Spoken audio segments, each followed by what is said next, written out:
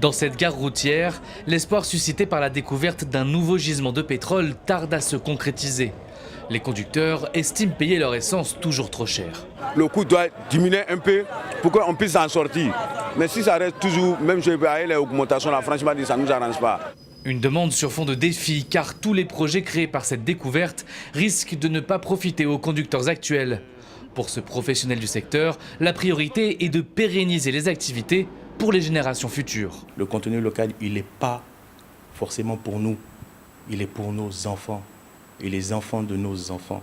Parce que comme je vous ai dit, c'est un processus. On commence aujourd'hui et ça continuera demain. Pour l'heure, il faudrait donc réguler le marché. C'est là qu'entre en scène le contrat de partage de production.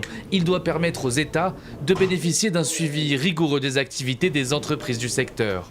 Il convient de pouvoir renforcer les compétences de manière à ce que nous ayons une meilleure maîtrise de ces contrats afin de faire face aux défis. Premièrement. Autre élément important, c'est que les revenus de ces contrats doivent pouvoir servir à nos économies pour développer d'autres secteurs d'activité, pour assurer une transformation de l'économie afin d'éviter une dépendance à la ressource pétrolière. Car les enjeux sont énormes, la part de l'État dans ces contrats varie entre 10 et 20% en fonction des négociations.